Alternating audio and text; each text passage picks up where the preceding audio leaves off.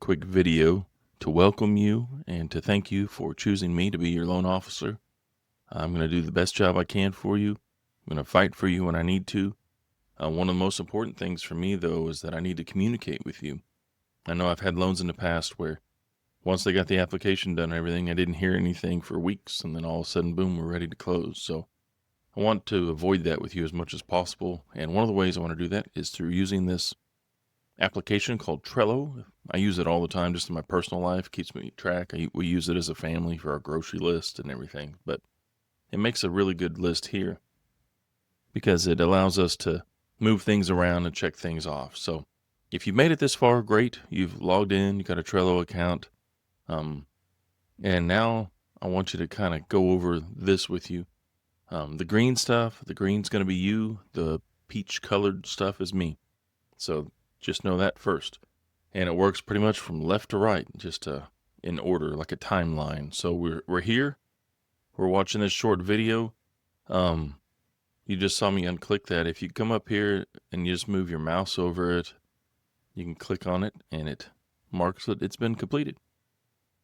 One of the things here that you don't really have to do, I just marked it big, like this is my contact information. One thing I want to point out about Trello is that when you see these little lines below it, this indicates there's more information. If you'll click on the card, you can see that more information, and here it's a description. And here's my phone number, which you probably already have, but there it is. And basically, if you have anything between 6:30 in the morning and 11 o'clock at night, you give me a text or a call. Text is better because I'll probably more likely respond. But text me or call me, and you could text me and say, hey, call me, and I'll get back with you as soon as I can.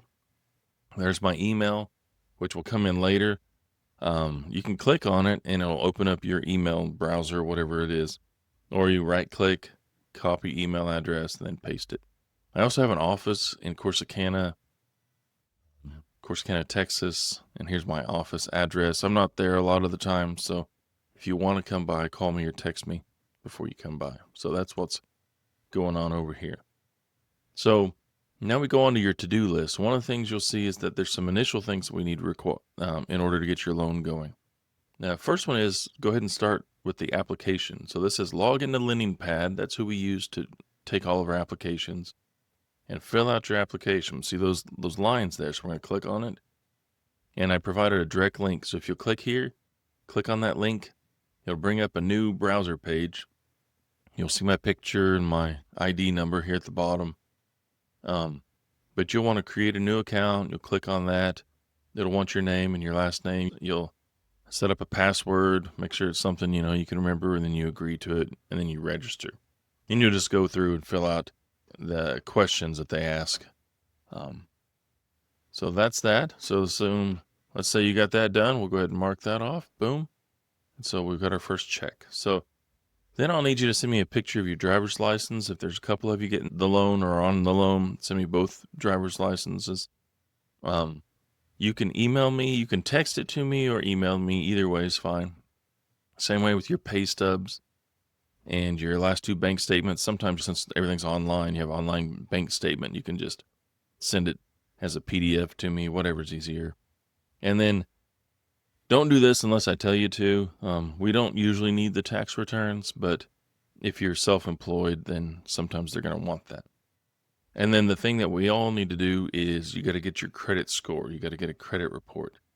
So again, see the lines. We're going to click on it, and it's going to open it up, and there's a new website that's going to open, and it's actually run through a company called Exactus, and they're going to run your credit report, and so you'll fill all that out, and then that'll be tied into your application. I will tell you there's a fee to it. I think it's around, they just changed the amount. I think it's $88 or something. And I will pay for that, but that'll be paid at closing. So go ahead and pay for it now, and then I'll give you a credit at closing for your credit report. So let's assume we did that. We can check that circle. If you close it out and you don't remember to, you can always do the circles here. So I'm going to take those off though. And then over here, go ahead, and this is the fun part. You start to look for a house. Now, after you give me all these things, I can write you up. In Texas, it's called a pre-approval, or a pre-qualification letter. There's two different types of letters. There's a pre-approval and there's a pre-qualification. And in Texas, they're real picky about what they allow. The pre-approval will come directly from the lender. So my job as a broker for you is to shop around different lenders and find you the best deal that's going to work. And then once we get all this information, I give it to them. I give them your lending pad application and we get locked in with them. And then they will send you a pre-approval letter. But in Texas, the nice thing is on the required form in Texas, it's got a bunch of things listed that basically it's going to say, hey, I have checked this out. Some people give a pre-qualification letter that without doing any kind of research, but we don't do that because it doesn't help anybody. So the pre-qualification letter you're going to get from me is saying, yes, I checked your credit, I checked your bank statements, I checked all this. So it will carry the same weight as a pre-approval.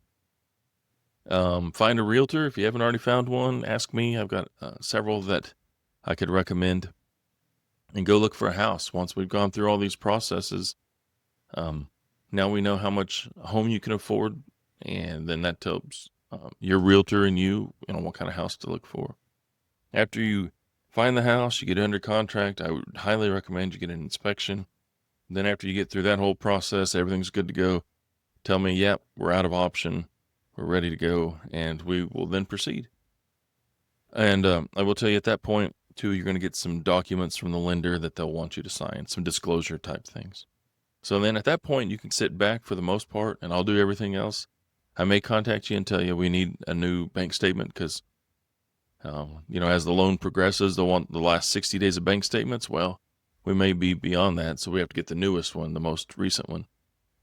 So I'll submit all those documents that we go through processing. We'll order your appraisal. All that will go to the title company. After everything's approved, then they'll contact you with a closing time, and they'll send you, depends on your type of loan, but it's some kind of closing disclosure or HUD-1, something like that, which will basically just outline how much it's going to cost, where the money's going, and how much money you need to bring to closing. So then when closing time actually comes, you'll read over the disclosure, you'll get your cashier's check or whatever the lender wants, bring your ID with you to closing, and then show up, sign the papers, give your cashier's check over or whatever, and you're good to go. So hopefully everything like that will go smoothly, and you can just leave me a review. And I said read all my follow-up emails. I'm just joking around there. I know you can't read all of them, but I'm going to try to send you out just every once in a while an email just to say, hey, give you some information, maybe changing market or some ideas with your home or something like that. But the point is, this is here to make life easy, to keep us in communication. I will tell you, I may add things to your to-do list. You're like, oh, I've only got a few things here. There's only 6 things, 2, 3, 4, 5, 6.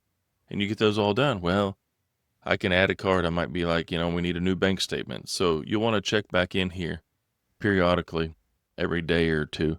Make sure I haven't added something to it. But I'm not going to add something and not tell you anyway. But I might text you and say, hey, I added it to your to-do list. Go check it out.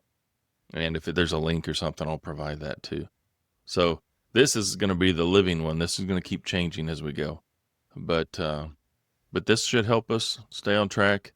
And again, we watched the short video. If you have any questions, just give me a call. Give me an email. There's all my contact information again. And I'll be glad to help you however I can. Thanks. Bye-bye.